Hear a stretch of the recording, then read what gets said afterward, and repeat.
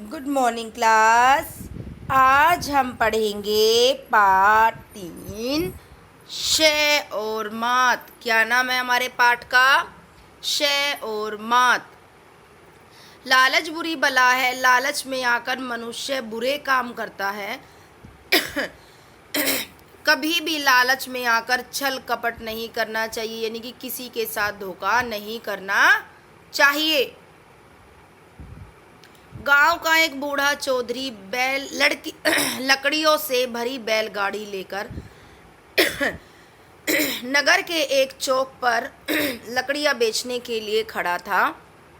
चौधरी की गाड़ी को नजर भरकर देखने के बाद एक सेठ ने पूछा, बाबा गाड़ी का क्या लेगा? चौधरी ने कहा, एक ही दाम बता दूं, पूरे 5 रुपए लूंगा, कमी पेशी मत करना। सेठ ने कहा, बाबा तूने कहा है तो गाड़ी के पूरे 5 ही दूंगा, चल जल्दी कर हवेली तक।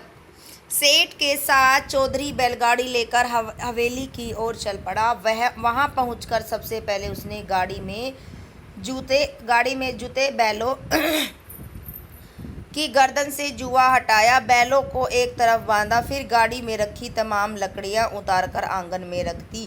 सेठ ने खुशी खुशी जेब से 5 रुपए निकालकर चौधरी को दे दिए।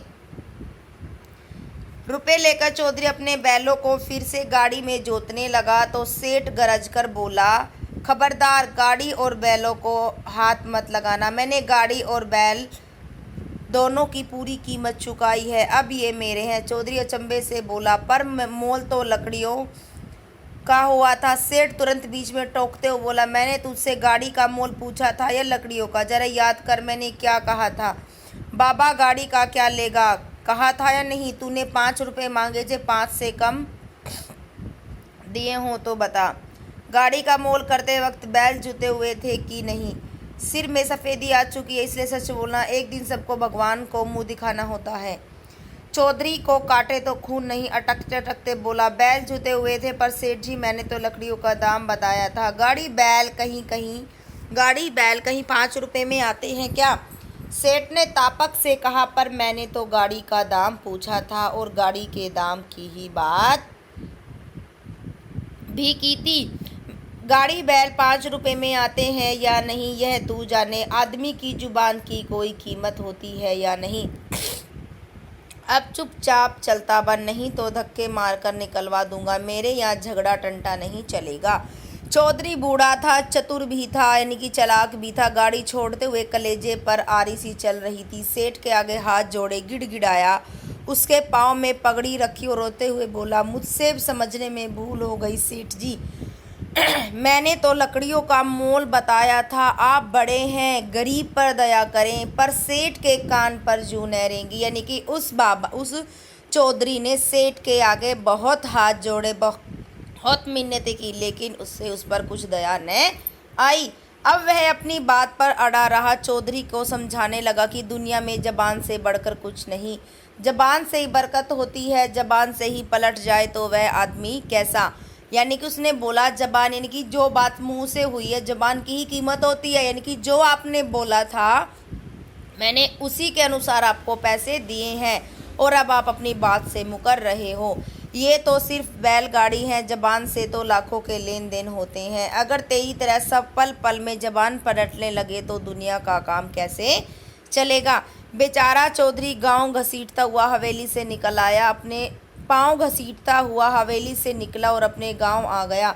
घर पहुंचते ही बड़े बेटे ने पूछा, बाबा बैलगाड़ी कहाँ है? रास्ते में खराब हो गई क्या? बहुत तकलीफ हुई होगी आने में।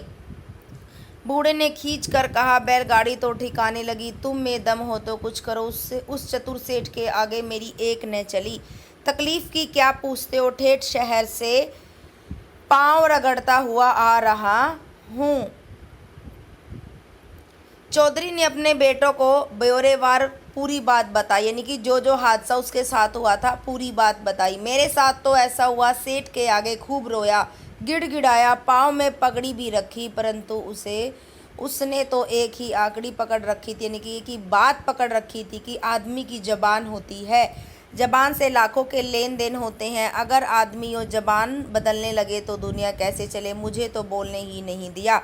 सुधीर के 4 जवान बेटे थे। सुनकर उनकी आंखों में खून उतर आया। तीनों बड़े बेटों ने सुझाया, चलो हमें उस सेठ की हवेली दिखा दो, हम उसकी ईंट से ईंट बजा देंगे, उसकी इतनी हिम्मत की गाड़ी बैल रख ले। सबसे छोटा बेटा कुछ और ही सोच रहा था। वह बोला, मैं अकेला ही उससे निपट लूँगा, तुम्हें कुछ करने की आवश्यकता नहीं पड़ेगी।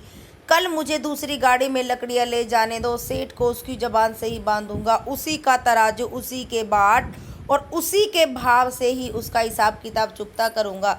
तो उसको मजा किस चखाने के लिए उसके छोटे बेटे ने कहा कि मैं उसी की जुबान से उसी को बांधूंगा, यानी कि उसी के तरीके से उसी को मजा सिखाऊंगा और हिसाब चुकता करूंगा।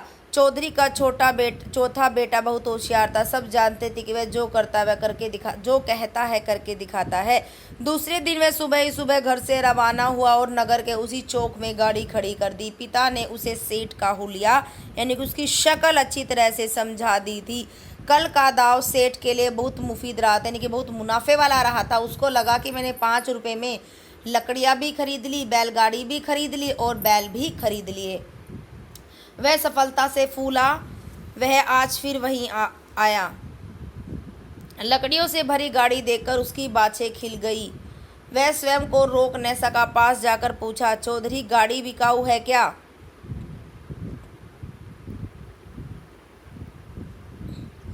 चौधरी का बेटा तुरंत समझ गया कि यह वही सेठ है, इसलिए उसने कहा, सेठ जी यह भी कोई पूछने वाली बात है, बेचने के लिए ही तो आया हूँ। सेठ के मुंह तो चाट लगी हुई थी, यानी कि उसको तो लालच था ना कि कल इतने कम पैसों में इतनी सारी चीज़ें खरीद ली थी, तो आज भी। गाड़ी शब्द पर जोर देते हुए पूछा, एक ही कीमत बता दे, इस गाड़ी का क्या लेगा? मुझसे मोल भाव वाली बात मत करना। गाड़ी वाले ने भी कहा, सेठ जी फिजूल मोल भाव में क्या रखा है, सामने वाले को देखा जाता है। एक ही बात बता दूं, इस गाड़ी के 2 मुट्ठी टके लूँगा, आपको जचते हो तो ले लो। सेठ को लगा कि यह तो कल वाले बूढ़े से भी भूला है। मुट्ठी का क्या, 1 टका बंद कर ले और 2 भी। बंद मुट्ठी को तो खोलने पर ही पता चलता है कि उसमें क्या है। आज यह गावदी खूब मिला, यानी कि गावदी क्या होता है कि मूर्ख, कि यह तो बहुत मूर्ख मिला, यानी कि यह तो जो कल आया था ना उससे भी ज़्यादा मूर्ख है। गावदी मूर्ख होता है। फिर ऊपरी मन से बोला, गाड़ी का दाम तो तूने ज़्यादा बताया है, परंतु अब राजा कर्ण की बेला कौन झिक-झिक करे। चल मेरी हवेली, इस गाड़ी के पूरे 2 मुट्ठी टके ही दूंगा। उधर चौधरी का बेटा सोच रहा था, अब इसे जिंदगी भर के लिए लकड़ियाँ खरीदना ना भुला दिया तो मैं अपना मुंह लेकर कभी घर नहीं जाऊंगा। हवेली पहुंचते ही सेठ ने कहा, बोहनी के बखत पहले पल्ले बांध ले, फिर गाड़ी खोलना। यह कहकर सेठ त्वरित गति से हवेली के भीतर आ गए, कि तीव्र गति से, त्वरित होता तेज गति से हवेली के भीतर गया और दोनों मुट्ठियों में 1-1 टका बंद करके चौधरी के बेटे के पास आकर बोला, ले अपने दाम। फिर दूसरी सटर पटर करना। सेठ टके देने के लिए मुठिया खोल ही रहा था कि गाड़ी वाले ने झट से उसका हाथ पकड़ लिया। फिर अपनी कमर में बंधा पैना हंसिया निकालकर बोले, कि उसने एक चाकू टाइप अपनी कमर के यहाँ बांधा हुआ था। हंसिया निकालकर, सेठ जी मुठिया मत खोलो, ये तो अब मेरे साथ ही जाएंगी। सेठ हैरान होकर बोला, क्या बक रहा है? चौधरी का बेटा, बक नहीं रहा हूँ सेठ, जो सौदा ठहरा है वही बात बता रहा हूँ। तुम्हारे शहर में लकड़ियों के साथ साथ गाड़ी बैल बिकते हैं, तो टकों के साथ मुठिया भी जाएंगी। यह सुनकर सेठ के पैरों तले से जमीन खिसक गई।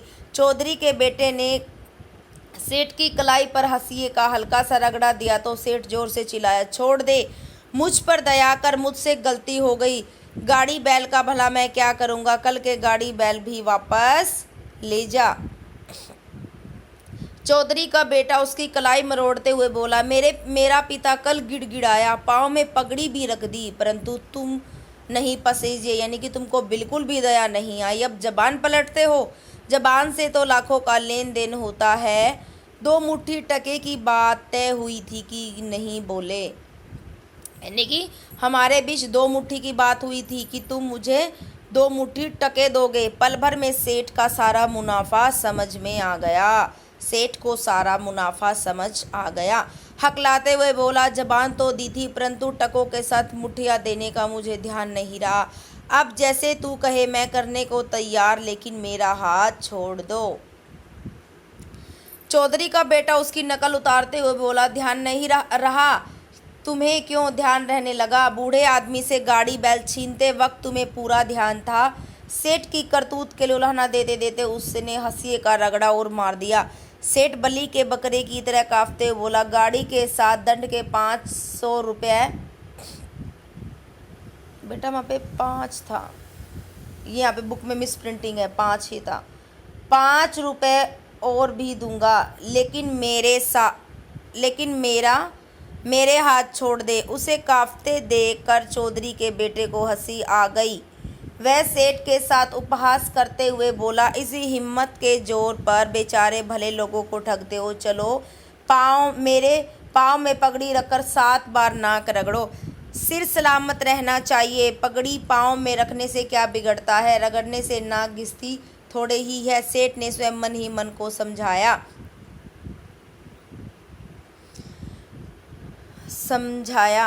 और तुरंत पगड़ी उसके पाँव में रख दी। फिर गिनकर 7 बार जमीन पर नाक रगड़ी।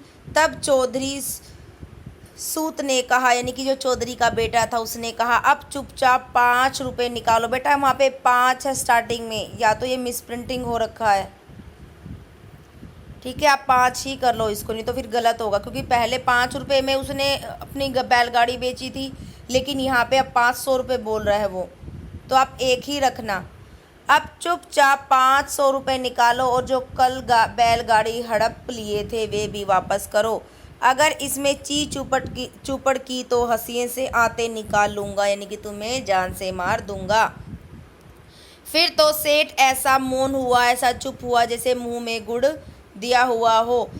तुरंत 500 रुपये गिन दिए और हथियाए हुए बैलगाड़ी भी लौटा दिए। चौधरी का बेटा सेठ को उसी की जबान में समझाकर दोनों बैलगाड़ियों के साथ अपने गांव लौट आया। बेटा आप ये या तो स्टार्टिंग में भी 500 रुपये ही करना, क्योंकि पहले उसने चौधरी से गाड़ी 5 रुपये में बेची थी, वहाँ पे 5 रुपये है, लेकिन यहाँ पे 500 है। हो सकता है पहले वाला मिस प्रिंटिंग है या बुक में ये वाला मिस प्रिंटिंग है, तो आप या तो 500 ही रखना या 5 रुपये ही रखना। ठीक है बेटा, ये ज़रूर मुझे लग रहा है बुक में मिस प्रिंटिंग हो रखा है, क्योंकि पहले 5 है, यहाँ 500 है, तो आप देख लेना कि एक ही रखना, या तो 500 या 5 रुपये। तो आपको समझ इस पाठ से क्या समझ आया?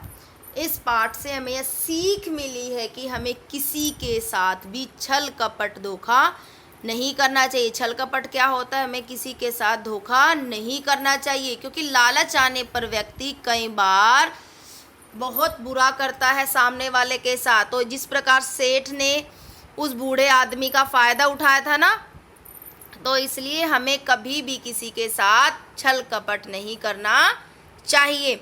फर्स्ट क्वेश्चन है, सेठ ने चौधरी के साथ क्या चालाकी की? सेठ ने चालाकी से 5 रुपये में चौधरी की लकड़ियां, बैल और उसकी गाड़ी भी खरीद ली थी।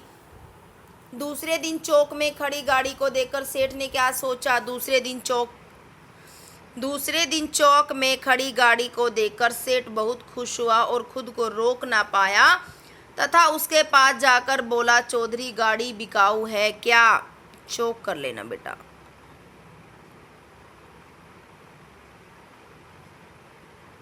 चौक।